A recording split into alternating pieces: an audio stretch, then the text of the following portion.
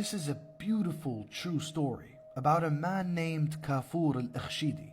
For those who don't know, Kafur al-Ikhshidi was a very powerful Arabic ruler. He ruled the Arab lands. He ruled from the year 946 to the year 966 under the Ikhshidi dynasty. He governed Egypt all the way to Al-Sham. This happened more than 1,000 years ago. One evening, in the grand palace of Kafur al-Ikhshidi, the ruler hosted a gathering of nobles for council and dinner. After dinner, the night grew late and all the men left and returned to their homes. But not long after, one of the men that sat with Kafur al-Ikhshidi was already home. When he was home, he heard a knock at his door late at night. He went to open the door, and it was a servant of Kafur al-Ikhshidi. "What brings you at this hour?" the man asked. The servant replied, "Our master, Kafur al-Ikhshidi, summons you." Without delay, the man returned to the palace. He enters the chambers, and he sees Kafur al-Ikhshidi wide awake. "My lord," he says, "how may I serve you?" Kafur answered, "I need you to go to the village of carpenters. Ask for a sheikh by the name of so-and-so. When you find him, bring him to me." The men set out at once. Upon arriving, they searched for the sheikh and couldn't find him.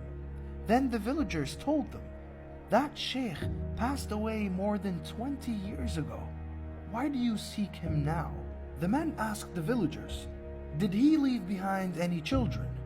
"Yes," they replied. "2 daughters. One is wed and the other one is unmarried. They are poor, but Alhamdulillah, they're surviving. They're happy with what Allah has given them." The messengers returned to Kafur al-Ikhshidi with the news. "My lord, the sheikh you seek has long passed. More than 20 years ago," they said. "He left behind 2 daughters, both living in hardship." Kafur al-Ikhshidi, without hesitation, listen to what he says. "Write them 2 title deeds. Grant them the finest homes in their village. Give them a weekly allowance, and from this day, let the palace meals, both lunch and dinner, be delivered to them daily. If they ask for anything from this day forward, fulfill it at my expense." Not only did he do that, Kafur al-Ikhshidi also arranged for the unmarried daughter to wed a noble and wealthy knight.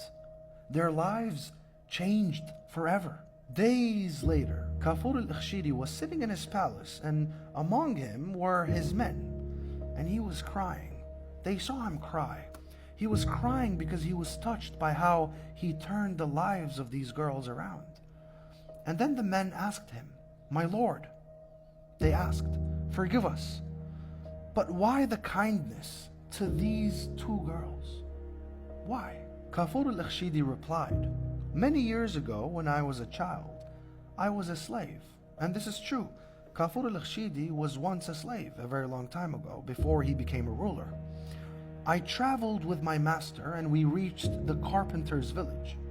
There, I met an old sheikh. He held my arm and said, 'I see greatness in you.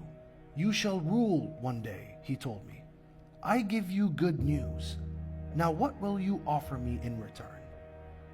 So I reached into my pocket to give him the last silver coin I had. He looked at me with anger. 'I just told you you'll be king one day, and you offer me this?' I asked, 'Then what do you want?'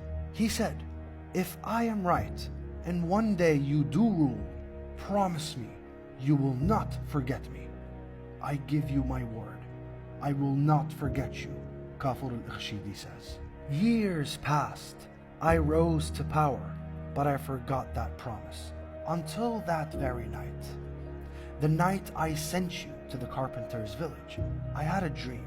That very sheikh came to me in that dream. He said, 'I told you you'd rule, and now you've forgotten me.' I woke up shocked, so I sent for him. But you came back to me with the news that he has already passed.